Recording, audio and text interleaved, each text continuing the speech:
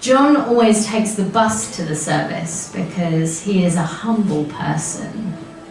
Sometimes people offer him a lift or to send a taxi, but he doesn't want a fuss. Even now, when he's classified as high risk, shouldn't you be shielding, they say, but he hasn't started treatment. John puts on his face covering and takes the bus. Life goes on, he says. He has made sure everyone at church knows that he thinks of himself as an ordinary man. When he's alone, he lets himself enjoy the truth that he is extraordinary now, one of a kind. I nestle against him as he strokes this naughty, impious secret, and it feeds us both. Restrictions have lifted, and tonight is the first service after a long break. The seasons have changed without warning. John thinks the summer has passed him by, and it's not just the pandemic, it's the headaches, you see. The sky is dark and the air smells of autumn, and John takes off his mask to enjoy it, and I enjoy it too. We walk along the Uxbridge Road past the characterless local council buildings, office blocks and a Premier Inn, coming to the church just late enough to ensure that everyone will see him arrive. John swells a little with pride every time. A modern private building with heavy lettering in brushed silver across the front. Ealing Spiritualist Church. Once it was shabby community halls, but that was before. This is a real church.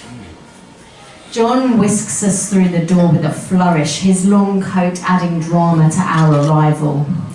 Janet sits in the little recessed reception by the entrance, all big glasses and yellow toothy smiles. As we get closer, she remembers to pull her mask up from her chin and points at a piece of yellow tape on the floor. "John," she says, "thank you for coming. It's a treat to have you here for our first time back. How are you doing?" She gets that look on her face, the one they all get when they see him and remember me. He tells her he is better, thank you. It's the headaches, you see. He tries to look stoic. Janet wears her most serious face and nods sympathetically as though she understands exactly, but she doesn't. I can tell by looking at her that nothing grows inside. He heads into the main entrance hall, taking in the nods, and he compliments from a safe distance, reassuring everybody that he's the lucky one to be here. They are too kind. Sarah sanitizes her hands to bring him a milky tea in an unreasonably small cup, the handle too small to fit his finger, then scurries back to finish doing the biscuits. John enjoys the warm china against his fingers and watches the people cluster in the same constellations as before.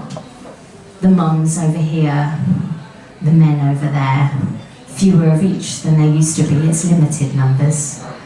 The ones who go to circle together huddle under the oversized framed poster of the 7 principles, talking in hushed tones. The ones who run this place are dispersed throughout the room to keep an eye, connected by a sense of importance. They wear like fine cloaks.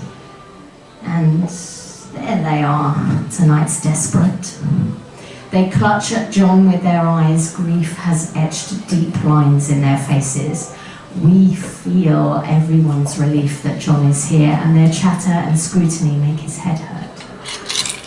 Angela strides up with a tape measure in hand. She's been measuring between the chairs.